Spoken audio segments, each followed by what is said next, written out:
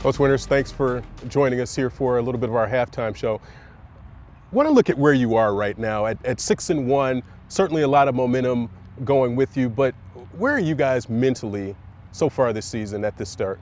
You know, you obviously know our philosophy is 1 week at a time, and we're really 1 day at a time. So we're right in the moment.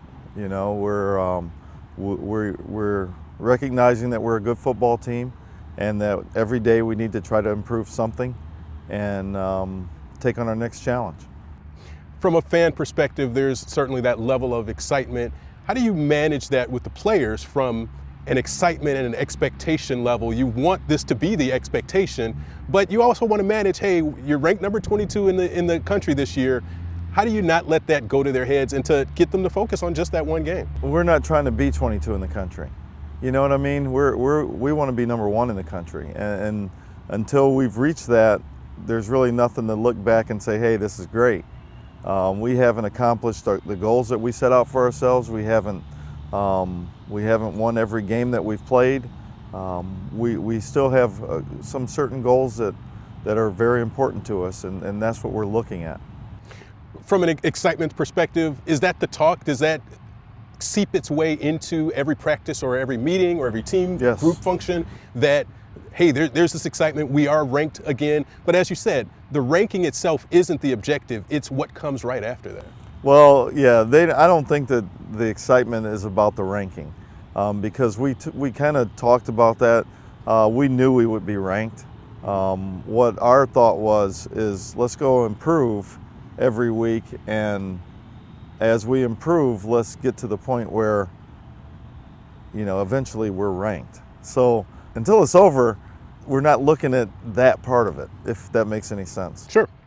And I guess also from a fan perspective, the thought is, thinking back to 2011 and what you guys were able to do then, is the playoffs. And I know you don't like to get ahead of yourself and to start thinking that far in the future, more than a month from now, but that certainly has to be one of your goals. How do you manage that from game to game to game and realizing that that's on the horizon if you continue to handle your business? Well, you know, it's funny, you talk about the 2011 season.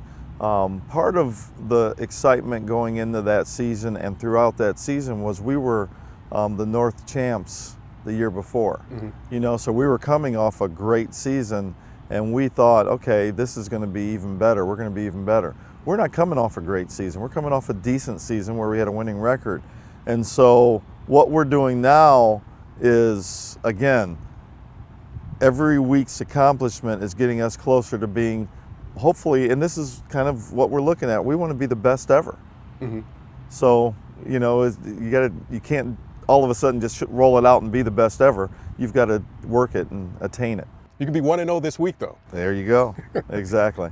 One of the hallmarks of this team has been the running game, and that running game has been buoyed by the offensive line. What type of work and maybe what were the expectations coming into the season? Was it that would be the strength? Well, we came in the season with 9 seniors up front, which is unheard of. You know, the depth and the talent that we had, and also getting an All-American back that we didn't have last year, who sets the tempo for the team.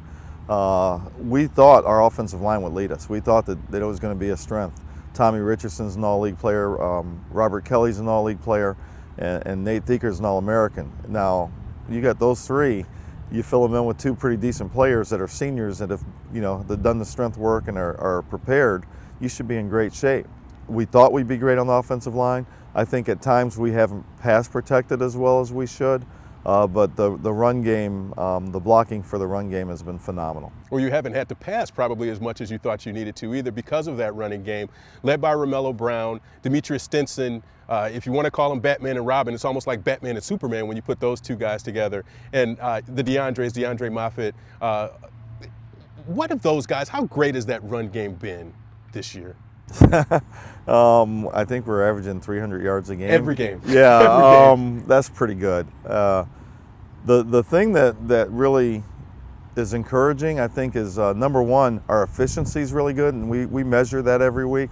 And I think last week, for example, we were 90% efficient in the run game. That's crazy. That's pretty good. No, that's crazy. That's nuts. And you know, ideally you want to be 65, 70 on a really, really good day. and we average 9 yards a carry. Those are things that you don't do. And I think if you combine a great offensive line with some backs that have great vision and talent, you come up with the kind of season we're having. One thing that seems different and feels different about this team is the chemistry among the players, that there's a lot of genuine and love, if you want to go to that level of it. How did you cultivate that, or is that this organic sort of thing that just sort of happened? Well, we cultivate it from the time that our kids come to Wayne State. We start with camp, August camp. We designate camp buddies, and they're young guys with old guys, black guys with white guys, offense with defense. We want everybody to know everybody else. And once you know someone else, you break down some of those barriers that you have. And so, for example, guys are maybe a defensive back sees an offensive lineman, and he's like, yeah, that's my camp buddy. And they start talking about some of the things they talk about, as opposed to offensive lineman seeing a defensive back and it's like, I'm going to kill him. You know, it's just a different feeling that our guys get for each other. And I think over the years, you get different camp buddies, you get different guys at your position, you get different guys that you get to know, and it just becomes an organic thing, so to speak. One of the other pieces to this that helps keep it all together is the staff continuity, and you're building a staff, you're building those relationships, and we've talked about with the players among themselves, but certainly with the staff. When you're able to keep that same staff together and they're able to build those relationships, that's another hallmark of a very good program. Yeah, we've been very fortunate. At Division II level, you get really good coaches and you lose them. The head coach at Eastern Kentucky used to be my defensive coordinator.